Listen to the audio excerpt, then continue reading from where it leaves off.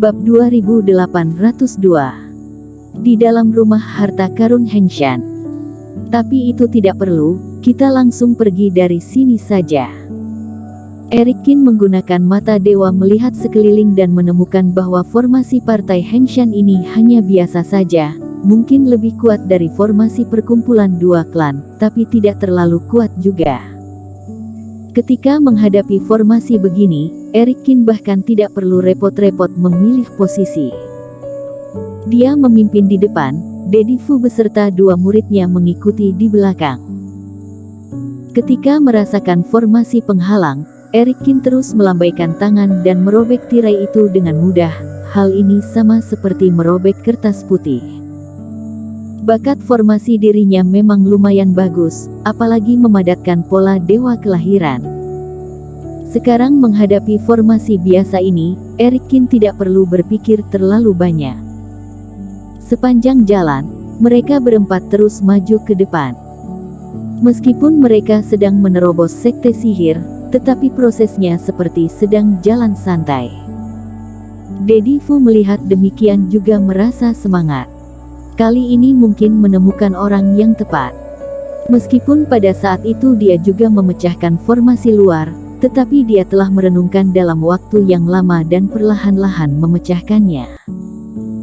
Eric Qin melakukannya dengan begitu santai. Hal ini membuktikan bahwa Eric Qin memiliki kekuatan yang tak tertandingi di dalam teknik formasi. Ketika membuka formasi pelindung sekte di luar, dia sama sekali tidak menarik perhatian orang. Perjalanan selanjutnya lebih mudah. Kultivasi Eric Qin dan Dedi Fu sama-sama adalah fase penilaian, jadi untuk melindungi Yonardi dan Yulianti itu tidak masalah. Meskipun ada puluhan lebih kultivator fase penilaian di partai Heng Shan, tetapi mereka tidak berkeliaran di mana-mana juga. Keempat orang ini memilih jalan di beberapa tempat yang sepi. Tidak lama kemudian, mereka telah sampai di depan aula besar. Rumah harta karun partai Heng Shan ada di kuil ini. Di dalam perjalanan ke depan, Eric Qin sudah menggambarkan beberapa pola dewa. Saat ini membagikan kepada empat orang ini, beberapa dari mereka telah melintasi formasi dan masuk dengan tegak. Tetapi ketika berjalan ke dalam aula, Eric Qin berhenti di depan gerbang batu yang tampaknya biasa-biasa. Di belakang gerbang batu adalah rumah harta partai-partai Heng Shan. Dedi Fu pernah terjebak di sini sebelumnya. Saat itu aku juga sial, tidak tahu bahwa di balik gerbang batu ini sebenarnya adalah rumah harta karun sekte mereka. Jadi, aku meremehkan kekuatan formasi ini dan langsung ketahuan. Teman seiman Qin, kamu harus sangat hati-hati.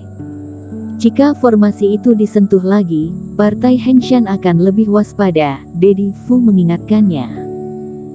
Rumah harta karun muncul dua kali masalah dalam waktu yang singkat. Jika penguasa partai Heng Shan bukanlah orang yang bodoh, dia pasti akan merasa aneh. Sekarang mereka sudah lebih waspada, ada orang yang mengawasi di balik gerbang batu ini, yakni kultivator fase penilaian. Sepatah kata dari Eric Qin langsung mengejutkan Master Surgawi Fu. Lalu apa yang harus kita lakukan? Apakah kita masih bisa masuk? Formasi belum dipecahkan, sudah ada orang yang menjaga di belakang formasi, tingkat kesulitannya hampir 2 kali lipat. Tidak masalah, ubah arah saja. Eric Qin berpikir sejenak, lalu menundukkan kepalanya. Sisi gerbang batu itu pasti tidak bisa lagi. Entah mau mengubah arah dari luar kuil atau jalan melewati bawah tanah. Seiring dengan lambaian tangan, Sky Eaters langsung menyerbu keluar. Tak lama kemudian, di atas tanah terdapat sebuah lubang yang besar. Selanjutnya Eric Qin melompat ke dalam, perlahan-lahan membawa Sky Eater ke depan tirai cahaya yang berada di bawah formasi. Tentu saja formasi besar di luar rumah harta karun ini tidak hanya melindungi 4 penjuru, tetapi hal ini juga mirip seperti sebuah bola yang dapat merasakan asal dari kultivator manapun. Master Surgawi Fu mengikuti di belakang dengan menahan nafas. Ada pola dewa, ternyata begitu. Setelah melihat formasi itu, Eric Kin langsung mengerti. Tidak heran jika Daddy Fu akan gagal. Meskipun inti dari formasi rumah harta karun ini hanya pola dewa saja, tetapi jika kamu tidak memahami ilmu pola dewa juga sulit memecahkannya. Kali ini, Eric Kin menggunakan jarinya sebagai pena, terus menunjuk cahaya Reiki di tirai cahaya. Daddy Fu dan 3 orang lainnya menunggu selama puluhan menit. Setelah itu, mereka melihat Eric Kin tiba-tiba melewati tirai cahaya itu. Pola dewa dipecahkan dalam waktu puluhan menit. Master Surgawi Fu terkejut dan buru-buru mengikutinya. Di dalam benar-benar ada fase penilaian. Lokasi yang dipilih Eric Kin adalah di dalam rumah harta karun. Ketika mereka berempat terbang dari bawah, mereka melihat ada seseorang lelaki tua sedang duduk bersila di depan gerbang batu. Daddy Fu merasa sedikit takut. Awalnya, dirinya berpikir jika tidak dapat menemukan metode yang cocok, dirinya akan mengambil resiko untuk mencoba masuk sekali lagi.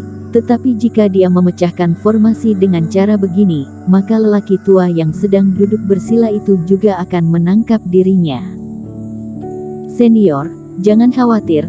Formasi di sini sudah diubah olehku, dia tidak akan merasakan apapun yang kita lakukan di sini, kata Eric Kin. Keren sekali.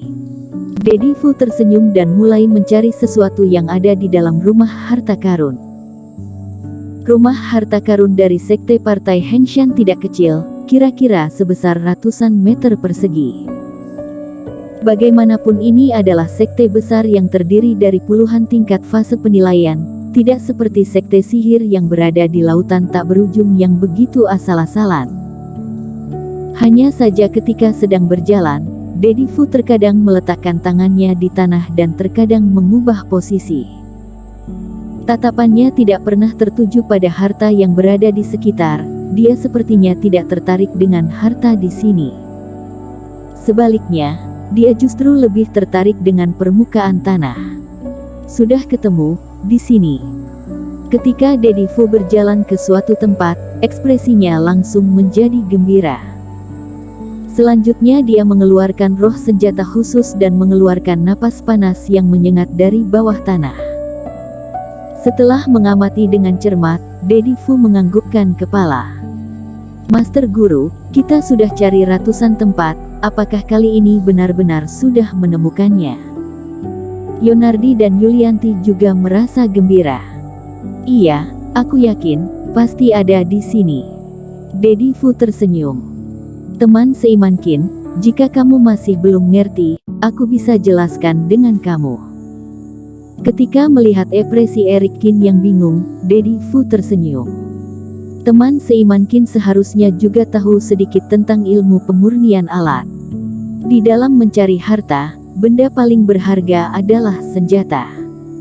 Tetapi aturan pergerakan langit untuk kombinasi alat dibentuk bukan hanya tergantung pada master pemurnian alat saja. Selain itu, master pemurnian alat dapat menciptakan barang dewa terbaik. Aku tahu, kata Eric Kin sambil menganggukkan kepala. Tapi apakah teman seiman Kin sudah memikirkannya, kenapa barang dewa hanya ada di zaman kuno?